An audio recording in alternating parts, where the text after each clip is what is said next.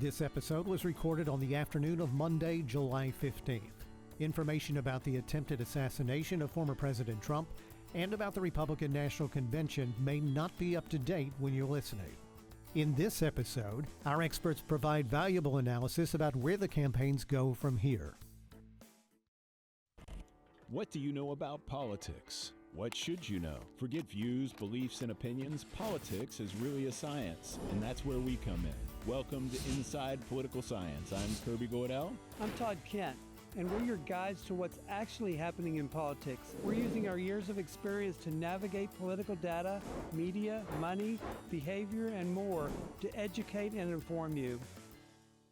Well, welcome to episode 8. I'm Todd Kent. I'm here again today. You'll notice that Kirby Godell is not here. Kirby is on assignment and traveling with students from Texas A&M Department of Political Science. So we're going to operate in lieu of Kirby. I have a special guest with me today. This is Thomas Flaherty, who's an assistant professor in the Department of Political Science at Texas A&M. And I particularly wanted Thomas to come and be part of this because of the topic that we're going to discuss in the latter half of the show, and that's globalism. Without even knowing it, globalism really kind of lays the groundwork for everything we see happening, especially with issues related to the two parties. So I think you're going to find that the discussion new and fresh, but also extremely interesting. So what we're going to do today is we're going to kind of recap a little bit of what's happened in politics over the last 48 hours, and then talk about what does that mean for the future, and then we'll get into our discussion on globalism. So it's been a crazy 48 hours, and who would have thought as I turned on after the soccer game and I see the news break in that somebody has attempted to assassinate former President Trump, and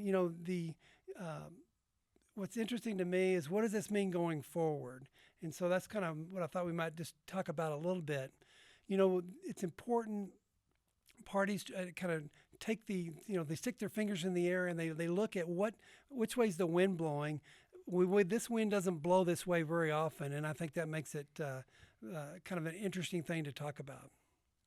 Yeah, and a point that's especially useful to emphasize there is that because it happens so rarely that for us as social scientists, it's very hard to predict where things are going to go, especially in the immediate and immediately during and immediately after a crisis.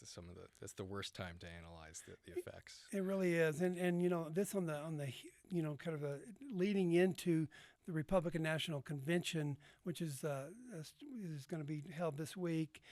This is a tricky time. It's a tricky time for both parties. I thought President Biden did a good job, came out quickly and said that we need to end political violence. It shouldn't be this way. I thought the discussion among the key people was pretty positive. But what does that mean? And so I think I thought we could take a few seconds and kind of analyze where things might go. So what do you see as far as the convention moving forward? Is it business as usual? Yeah, I think what a lot of the research shows is that this could have a significant impact in the short run, and we see that it changed the messaging a lot. And like you said, the messages of unity are taking hold.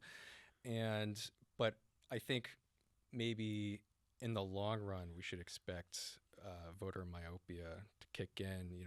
Lots of evidence suggests that, as significant as these crises can be, they sort of dissipate from voters' minds pretty quickly. And so, who knows how long that might take hold.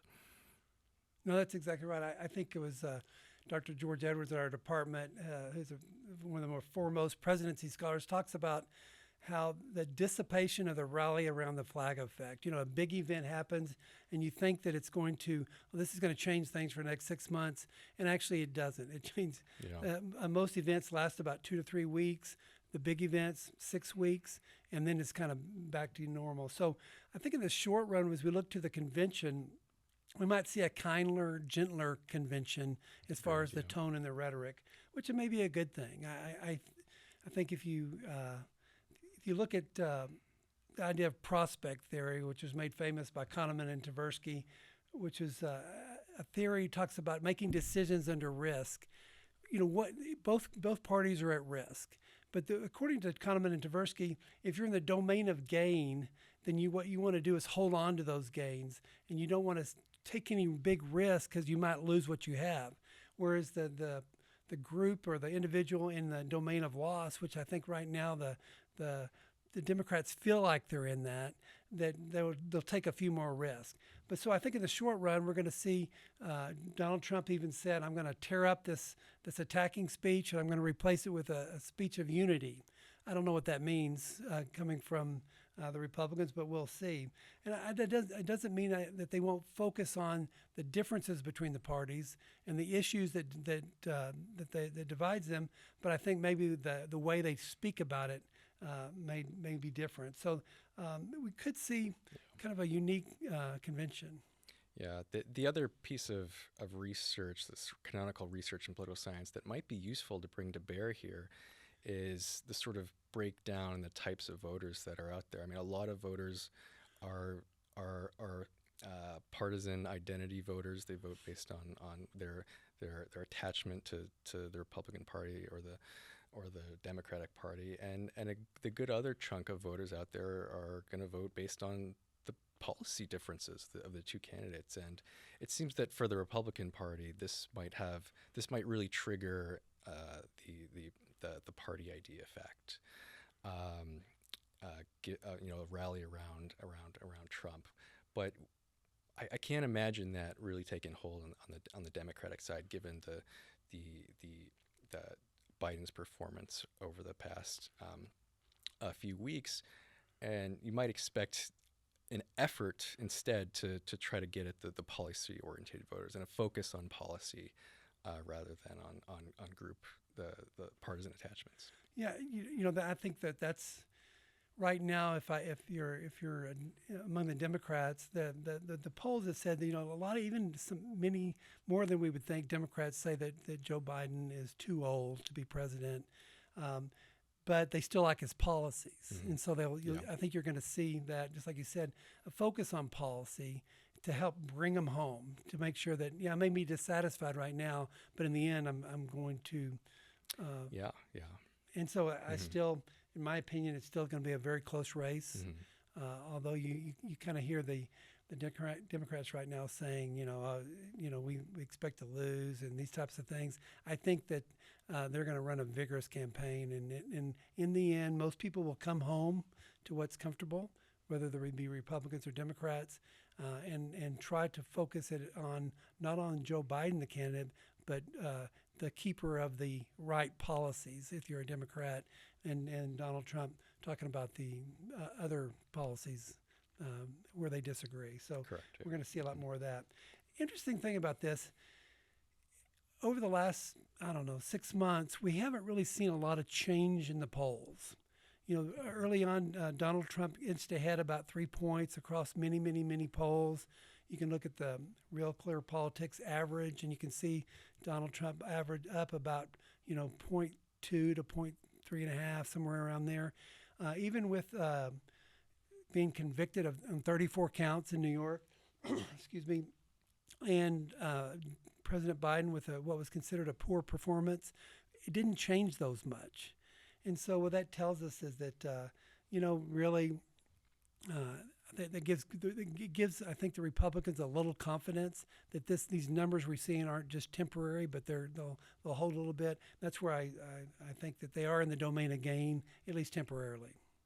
Yeah, and to sort of reaffirm what you're saying, I think what makes the polls so stable this election cycle is that you have this unique situation where this isn't the case in every election, where all the voters are very familiar with both candidates, and there's not a lot of learning going on relative to other elections. And so, and I think that lends to the stability of the polls. Exactly, is it just that we already know? You're not going to tell me anything new about Joe Biden or Donald Trump that I don't already know. Just one quick thing kind of leads us into our next segment. The Republicans set out a plan for the RNC, the Republican National Convention, and on the first day they're going to talk about the economy. Second day, safety and crime. And third, the military and the borders. All those really have their hand in globalism. Globalism, kind of gives us something to speak about relating to all those issues. So I think our discussion today after our break is going to really kind of help us to lay a groundwork for what we're going to hear and see over the rest of the campaign. So with that, let's take a break, and when we come back, we're going to talk about globalism and campaigns.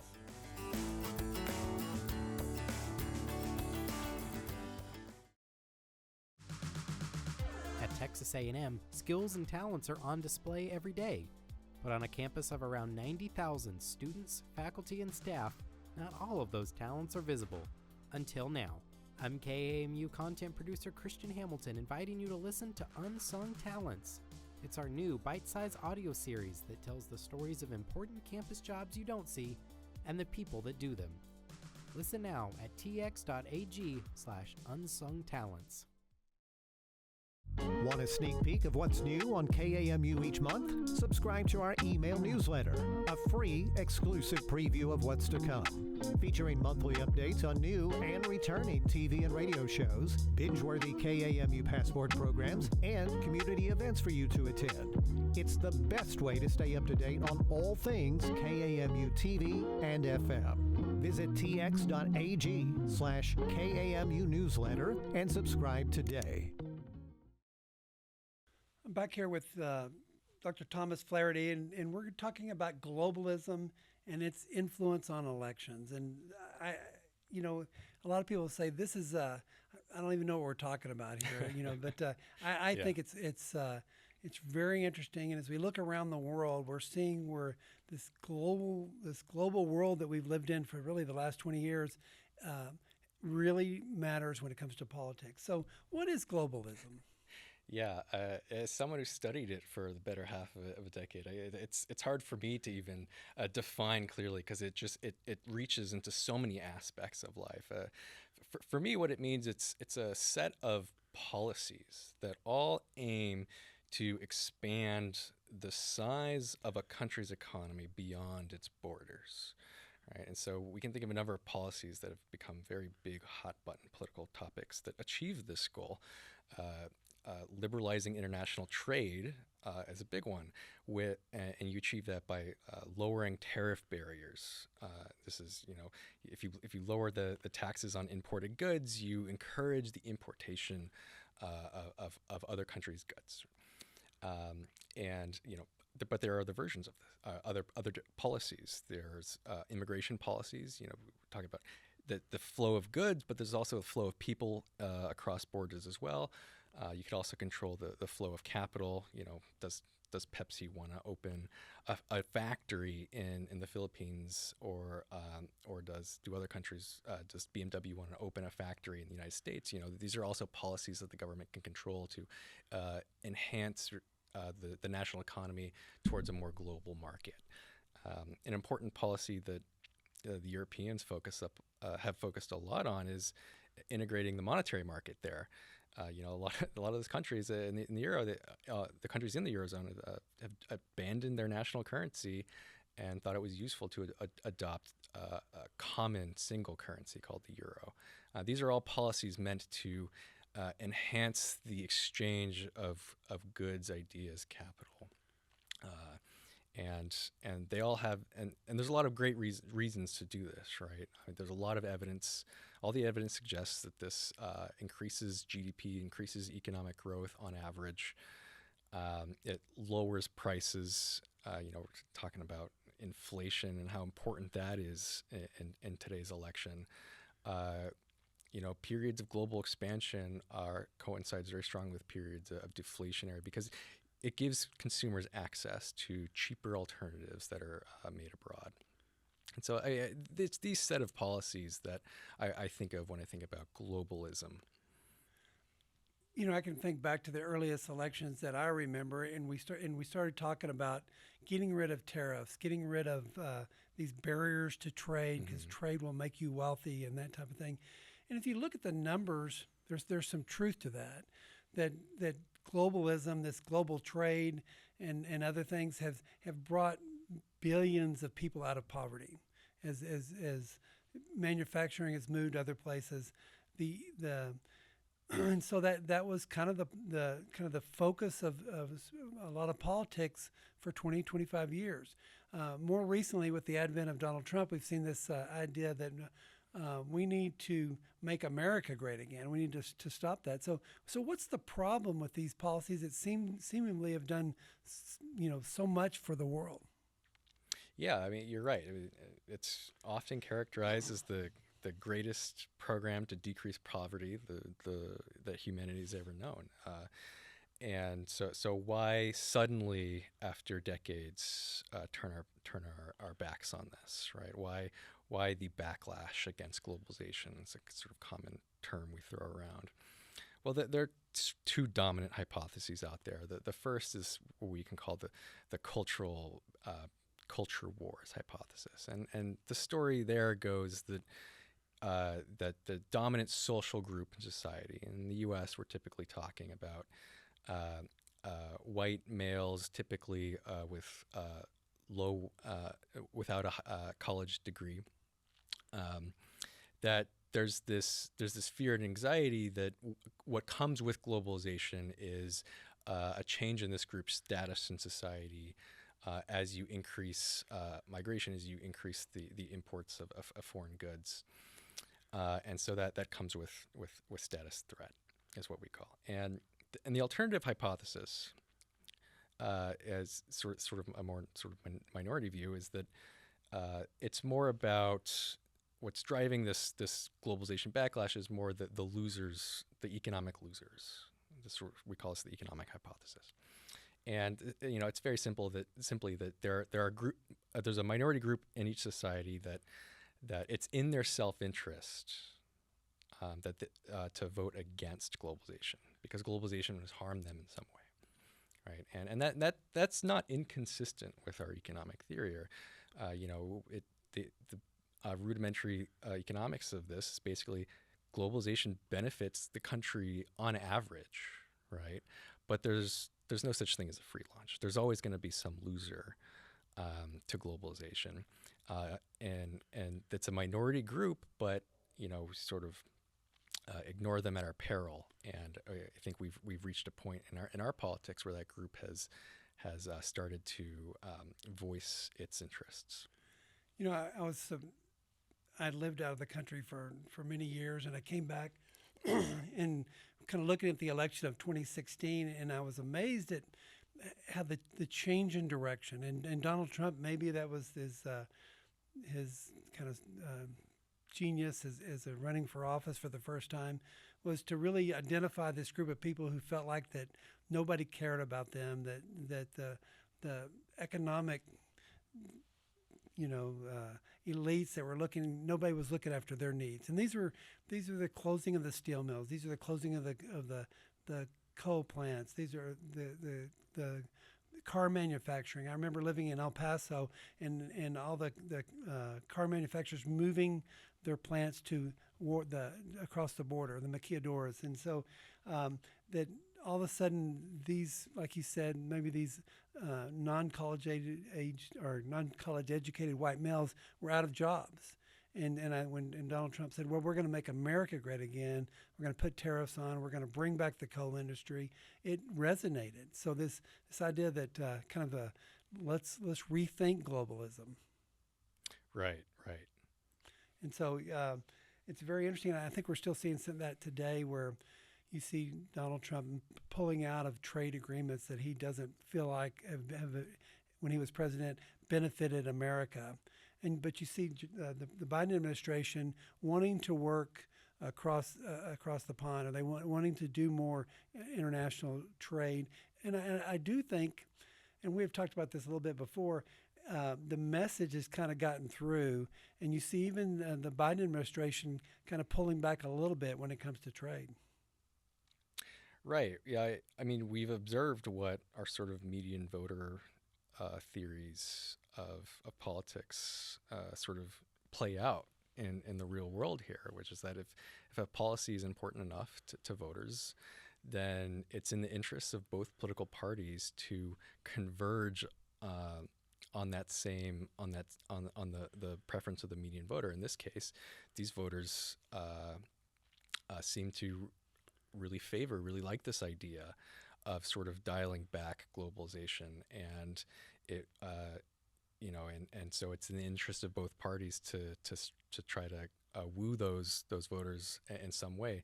Now, the where the candidates differ is on the sort of the tactics on how to actually help these areas, right? I totally agree. And so if you think about this, it seems to me like it's a tightrope. And you tell me if you think I'm misunderstanding this.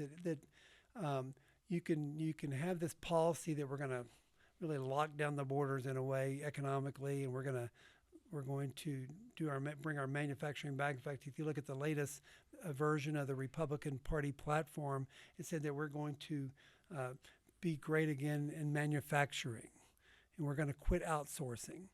But what made the wealth of the last 20 years was this idea that you could get things made cheaper, and products were cheaper, and then certain companies could sell more because they were able to create them at a cheaper rate. Is that not good politics, or? It's good politics if you're interested in making sure prices are low. And what we've learned in the last few years is that inflation really, frankly, pisses a lot of people off, and giving voters access to cheap foreign imports is a way to really stem inflation. And we've seen the opposite play out. When the U.S. increased import duties in 2018 and 19. The big worry, which was eventually realized, was that if you increase tariffs, the prices consumers are going to have to pay for those products are going to go up. And then we saw this play out again over the pandemic when globalization reduced, but not for policy reasons, but for the pandemic. We saw the same mechanism play out where the prices Americans paid went up because global trade declined. As I look at, I keep referring back to this new Republican Party platform since it's going to be discussed this week. When one of the tenets is that we're going to reduce inflation, but yet we're also going to, kind of close the borders to cheap foreign goods in a way by bringing manufacturing back and doing everything here. It seems to me like there could be a little bit of a contradiction in methods there. It's difficult to make those two work at the same time. It is, and so it's a great message, but can you really pull it off? So and there's an enormous risk that we haven't discussed yet to increasing tariffs. If you want to understand what the real economic risks of increasing tariffs are, you just have to look not too far back in America's history, where very frequently the U.S. imposed high tariffs and then brought them back again. High tariffs and then back again. And it largely depended on which party won the election. And so we have lots of data that tell us, what happens when we do this, when we increase tariffs. And the sort of the most astounding example happened in 1930 when, it was right after the Great Depression. We were in the midst of it, and two senators by the name of Smoot and Hawley decided that they wanted to protect the manufacturing industries by increasing import tariffs, right? But that hurt our largest trading partner, which at the time was Canada, right?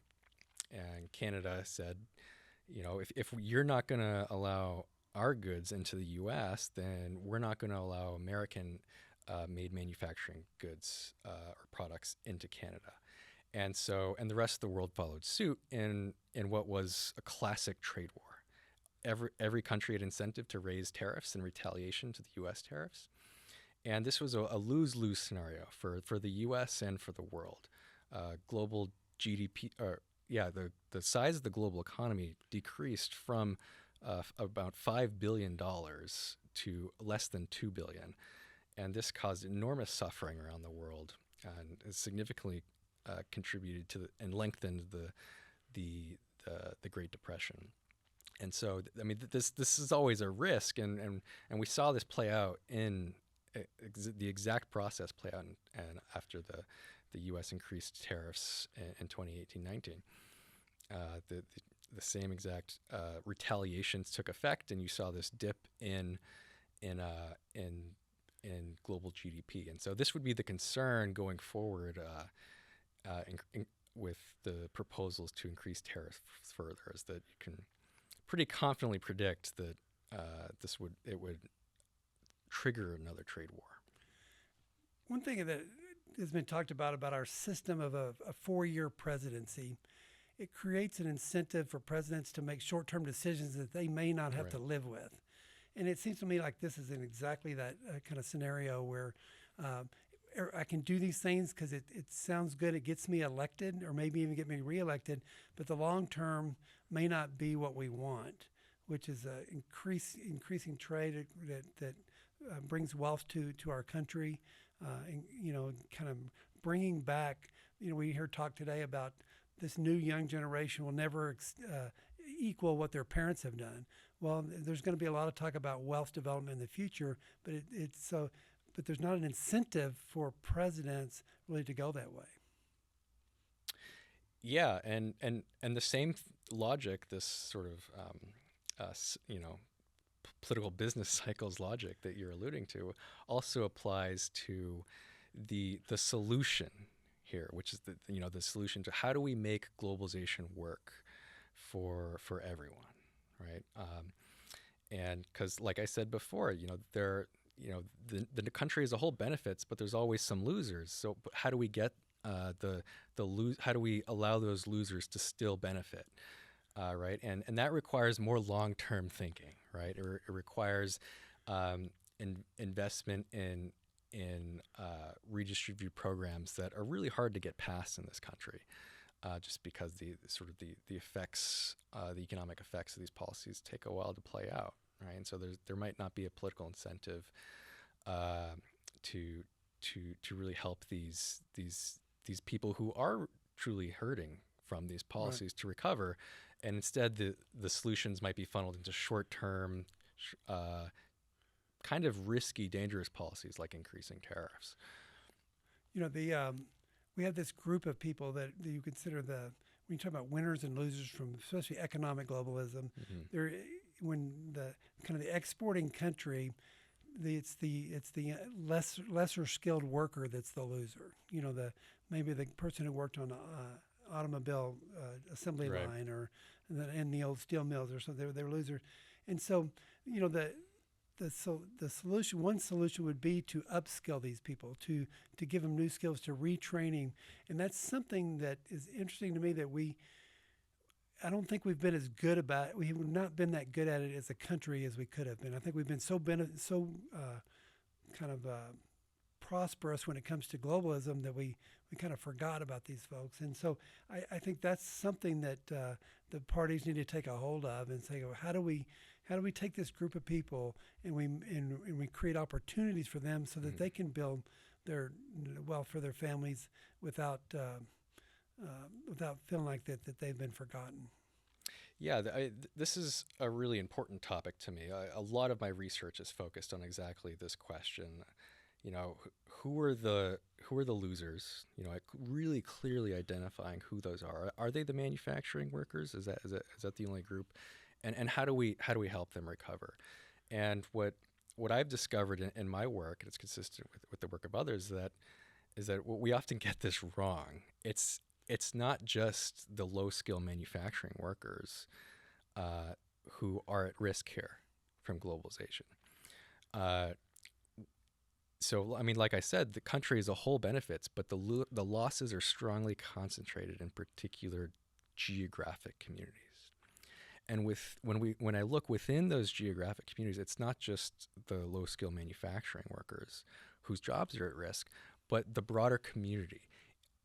It's manufacturing, but it's also those people who work in local construction, who own the local grocery store and the employees of that store, and it's also the people with college degrees in these areas. Even they suffer increased probability of unemployment, And so, and that's what a lot of people get wrong, is that this is the effects are felt within communities, and they're felt broadly within these communities. And that really instructs how to develop policies to help these areas, because it's not enough to simply provide people with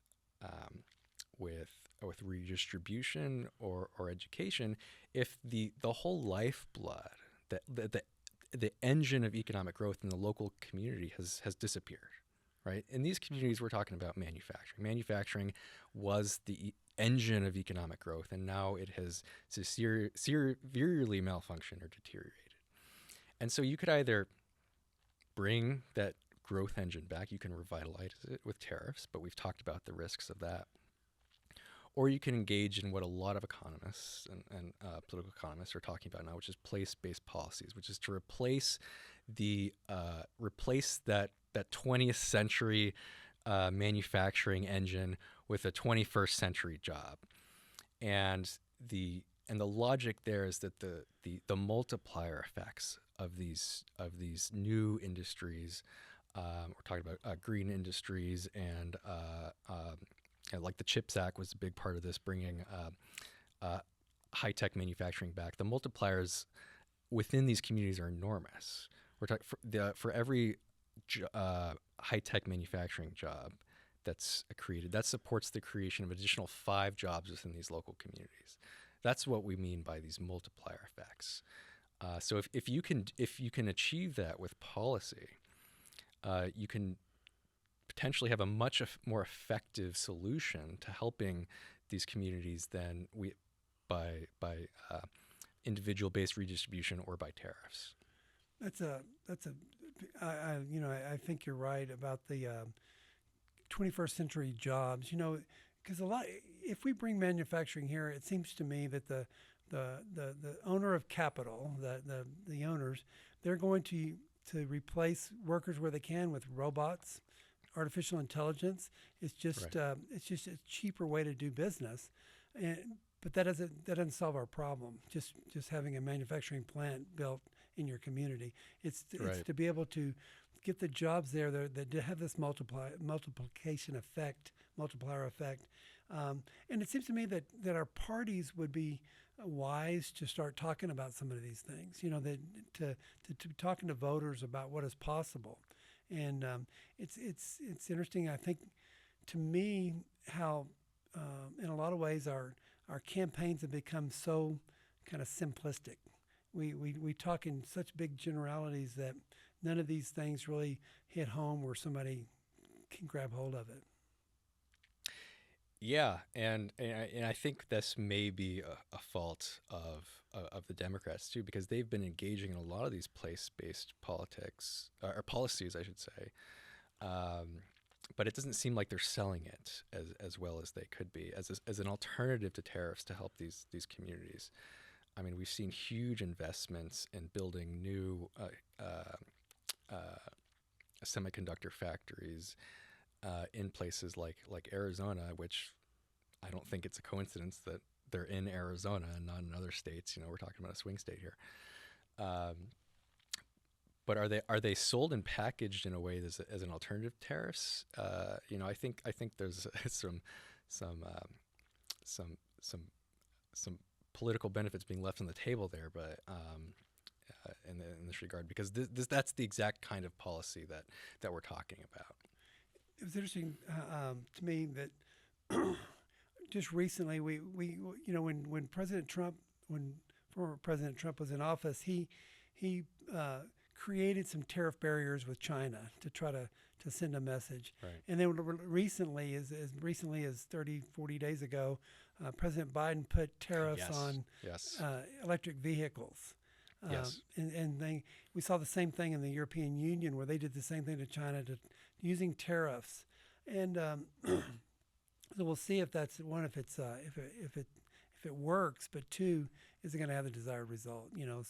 As far as economically for the country. Yeah, that's consistent that convergence with this idea that this is an important issue, enough so to affect the behavior of the candidates for them to both embrace as tariffs. To what extent the Biden tariffs are just symbolic is still yet to be seen, because as most Americans can observe, there are very few to date Chinese vehicles on the road, and so what is the effect of 100% tariff on a vehicle that doesn't exist in the U.S.? Unclear yet. It could be that this is symbolic or in anticipation. It's unclear what the effect will be. Right. Yeah, and I think there was a fear that we would have all these $20,000 electric vehicles running around the country. And I know that was a fear in Europe, that they were worried that this would happen. It's interesting to see how we as a country are facing these same issues that we see in European Union. I spent 4 of the last 5 weeks over there, and meeting with officials. And what you see this, we're trying to think. We want to expand trade, to bring wealth to the European Union, but yet we see a group of the population kind of rebelling against that, and they what they return as the far right. And we see the far right winning elections in Hungary and in Germany, in France, and then the European Union as a whole, electing to the European Parliament, the growth in the kind of the populist right, and because they just feel like that they've been left out. Do you see the current what we have in the U.S.? Do you see that as kind of just mirroring that? Oh yeah, I absolutely see this growth in anti-globalism politics as a trend that's cross-national, that extends far beyond the U.S. And you see it in the exact countries you'd expect, which are the developed high-income countries that all share the same sort of economic characteristics that expose the low-skill manufacturing regions to trade shocks. I've in my published work on this, that's exactly what you observe. If you look over 30 years of EU history, over around 28 countries over 30 years, you look at the sort of sub-communities within all these countries, you find that it's those areas that were hit hard by the rise of China that have backlashed against globalization. But what I also find is that link between getting hit and a backlash is broken when the country figures out a way to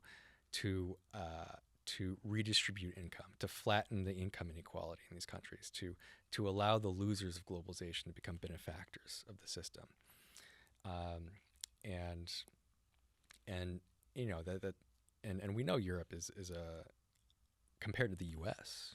at least, has a much more systematic and deep welfare state than the United States, and so you can sort of see that variation very clearly across European countries. That if you could help people out, you sort of, even though you observe a trade shock from globalization or an immigration shock, we look at those too, you don't see these backlashes.